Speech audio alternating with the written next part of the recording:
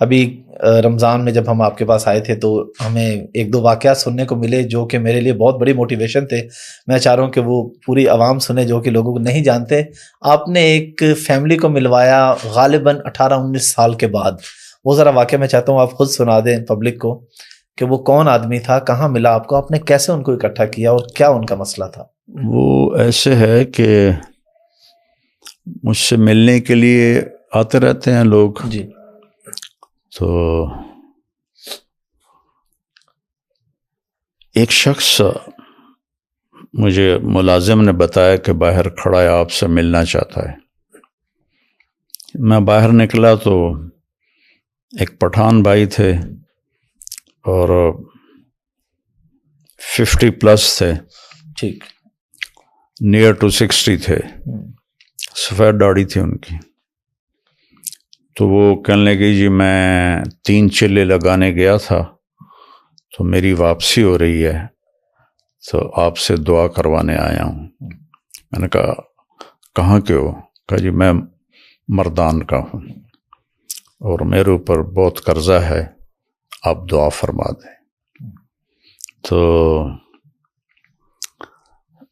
میں نے پوچھا کتنا قرضہ ہے؟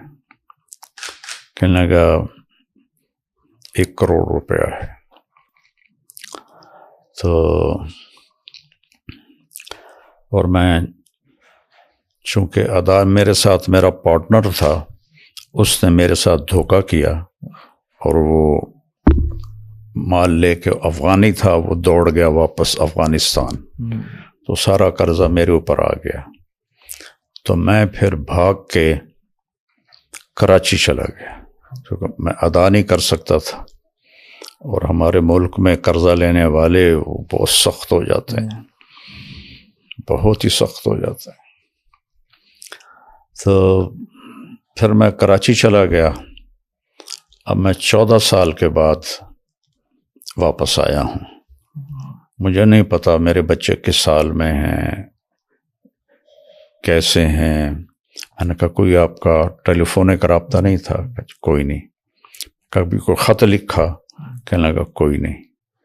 میں نے کہا اللہ کے بندے کسی کا فون لے کر لیتے. کب مجھے میری بیوی کے پاس فون ہی نہیں تھا 14 سال پہلے, تو پھر میں نے بالکل رابطہ کاٹ دیا. تو خط بھی میں نے نہیں لکھا کہ کہیں میرا پتہ نہ چل جائے. تو میں تو چھپا ہوا تھا 14 سال. تو میں نے پوچھا پھر اب کہاں جاؤ گے؟ کہا جی ابھی میں مردان تو جا نہیں سکتا, اب دیکھتا ہوں کہ میں کہاں جاؤں گا. تو میں نے کہا تم یہیں ٹھہرو, میں کچھ انتظام کرتا ہوں. تو کون زیادہ تمہیں تنگ کر رہا ہے؟ تو اس نے کہا جی وہاں کا ایک ہمارا بڑا سردار ہے, MP بھی بنتا ہے, اس کے میں نے 25 لاکھ دینے ہیں. اور ایک دوسرا ہے وہ بھی وہاں کا بڑا با اثر ہے, اس کے کوئی 15 لاکھ دینے ہیں کہ 10 لاکھ دینے ہیں, مجھے یاد نہیں ہے. تو وہ اگر ادا ہو جائیں تو میں گھر جا سکتا ہوں. تو میں نے پھر کہیں سے, چونکہ وہ MP تھے تو مردان میں میرے جاننے والے تھے, تو میں نے وہاں سے ان کا فون نمبر لے کر ان سے رابطہ کیا. مجھے وہ جانتے تھے نام سے. جی. میں نے کہا جی اس کے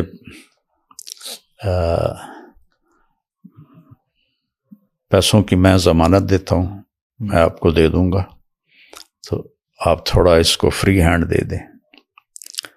اس نے کہا جی ٹھیک.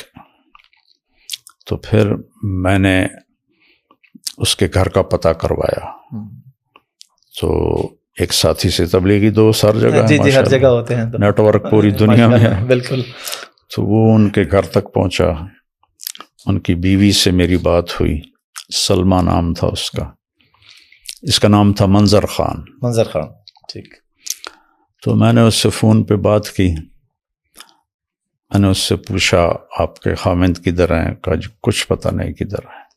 کتنے سال ہو گئے ہیں؟ کہا 14 سال ہو گئے ہیں، اور قرضے والوں نے ہمیں بہت ذلیل کیا ہے، لیکن ہم غریب لوگ ہیں، ہم کچھ بھی نہیں کر سکتے، بے عزت ہوتے رہتے ہیں۔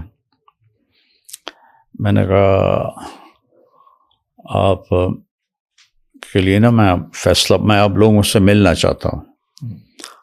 تو میں نے وہیں ایک ساتھی کے ذریعے گاڑی کا انتظام کروایا، ٹیکسی کروائی۔ ٹھیک ہے۔ میں نے کہا اس کو میرا نام بتانا، ٹھیک ہے، تو وہ تمہیں لے آئے گا، میں یہاں پیسے دے دوں گا۔ ٹھیک ہے۔ تو اس کی 2 بیٹیاں تھیں اور ایک بیٹا تھا جو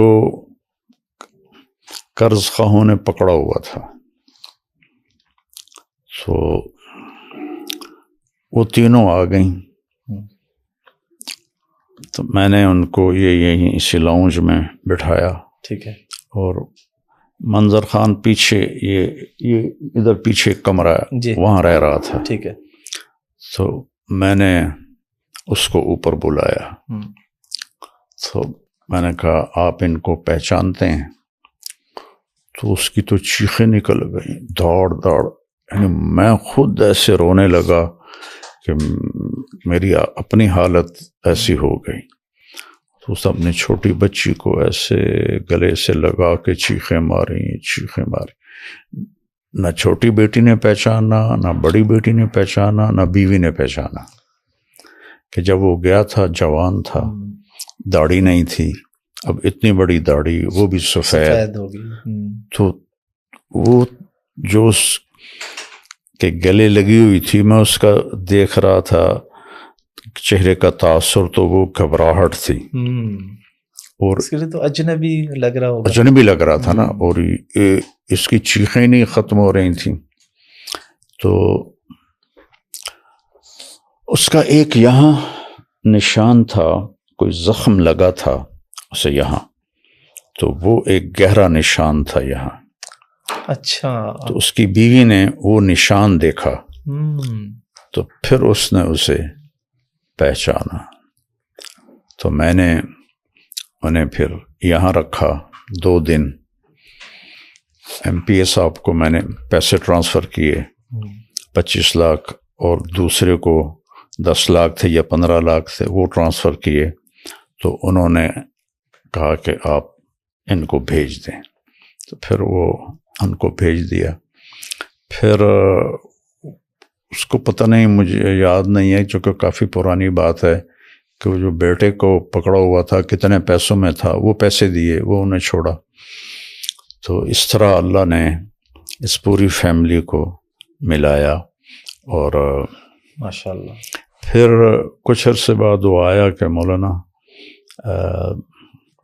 ایک آدمی ہے، اس کے میں نے 10 لاکھ دینے ہیں، تو وہ کہہ رہا ہے اگر تم نے پیسے نہ دیے تو ہم تمہارے بیٹے کو اٹھا لیں گے۔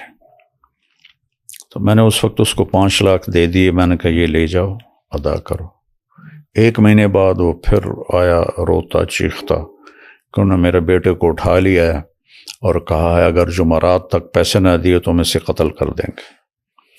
تو پھر اسی وقت میں نے اس کو 5 لاکھ دیے، گاڑی میں بٹھا کے اس کو گھر بھیجا، اور اس نے وہ پیسے دیے، اپنے بیٹے کو چھڑایا۔